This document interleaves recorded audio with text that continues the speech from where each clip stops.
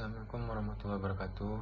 Nama saya Dava Syaputra Ridwan. NIM saya 23111030100045.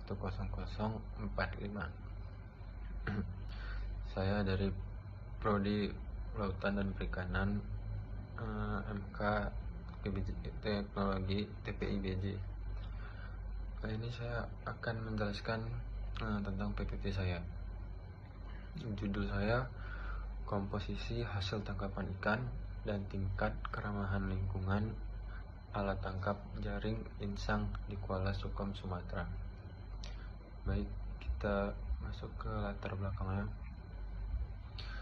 Di latar belakang, teknologi penangkapan ikan bertanggung jawab adalah penggunaan alat tangkap, metode operasi, dan teknologi penangkapan yang mampu memperoleh hasil tangkapan secara optimal dan tanpa merusak ekosistem laut. Habis itu menjaga kelestarian stok ikan, mengurangi tangkapan sampingan atau bisa dibilang dengan bycatch, serta menjamin keberlanjutan sumber daya perikanan. Yang kedua, konsep ini mengacu pada Code of Conduct for Responsible Fisher atau bisa dibilang CCRV FAO 1995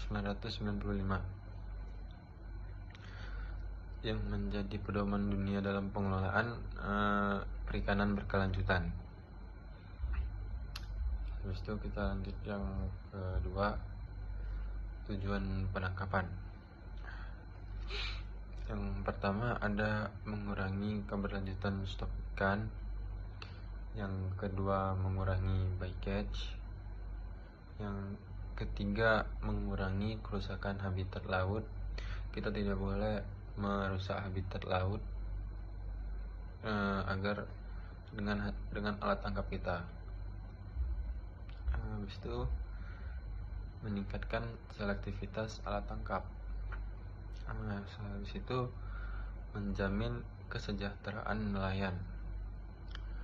Yang terakhir mendukung pengelolaan perikanan berkelanjutan.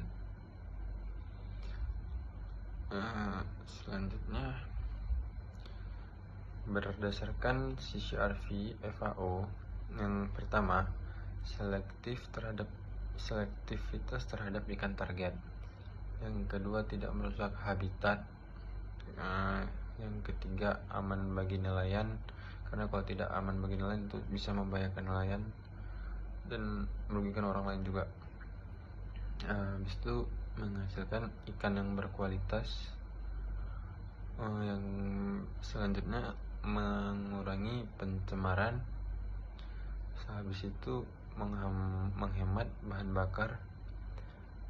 Selanjutnya memiliki dampak minimum terhadap ekosistem.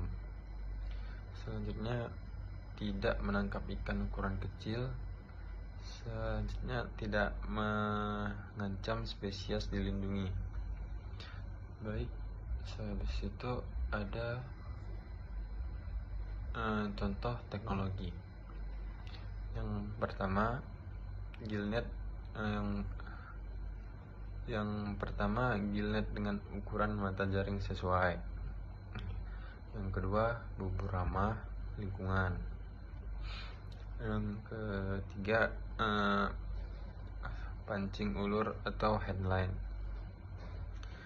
Habis itu ada pole and line. Habis itu ada rawai atau long line yang dimodifikasi. Habis itu ada fish finder untuk efisiensi daerah penangkapan. Yang seterusnya ada GPS dan sistem navigasi. Nah, GPS ini contoh alat tangkap yang modern di zaman sekarang. Habis itu vessel monitoring system atau VMS.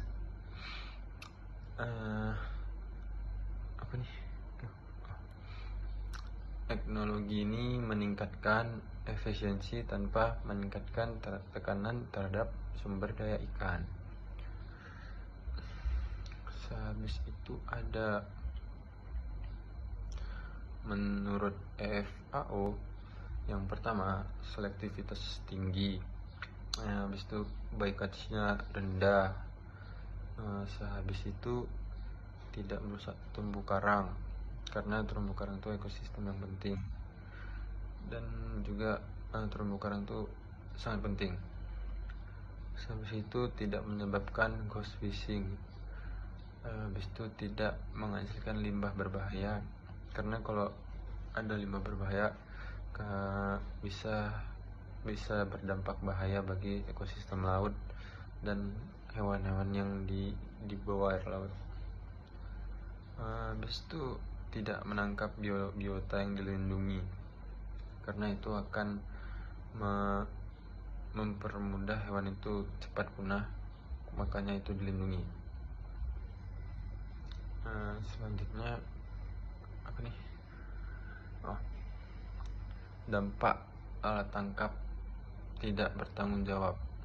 Yang pertama itu overfishing atau kelebihan penangkapan ikan juga tidak baik. Itu sama saja bisa mengurangi populasi ikan. Habis itu kerusakan habitat dasar laut. Jika habitat dasar laut rusak, itu juga bisa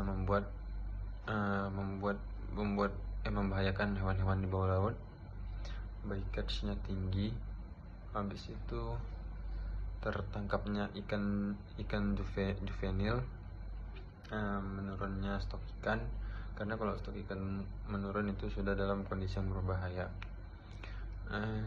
Yang seterusnya gangguan keseimbangan ekosistem, yaitu contoh alat tangkap yang tidak bertanggung jawab.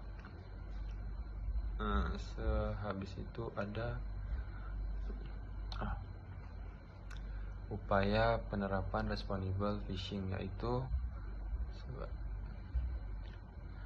yang pertama pengaturan ukuran mata jaring, habis itu penutupan musim penangkapan, yang kedua penangkapan daerah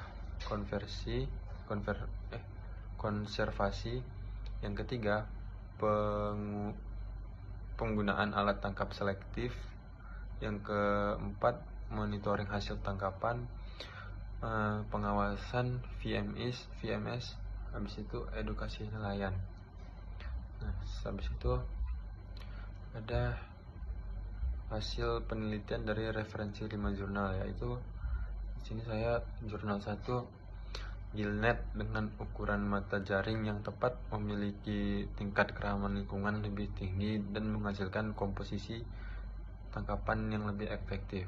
Yang kedua, jurnal yang kedua, bycatch masih menjadi masalah utama pada berbagai alat tangkap, sehingga diperlukan modifikasi alat dan pengelolaan adaptif.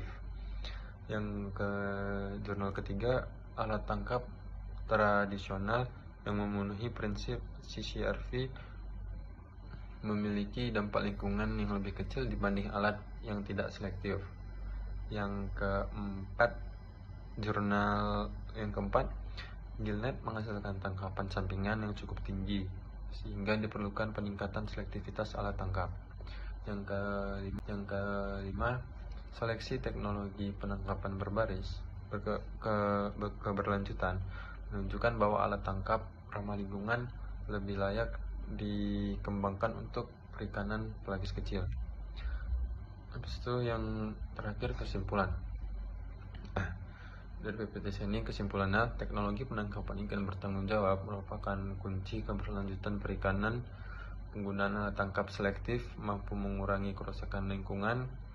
Habis itu penerapan CCRF mendukung pengelolaan sumber daya ikan secara berkelanjutan. Sinergi antara pemerintah, nelayan, dan akademisi sangat diperlukan dalam penerapan teknologi ramah lingkungan. Demikian PPT dari saya. Jika ada salah, saya mohon maaf. Assalamualaikum warahmatullahi wabarakatuh.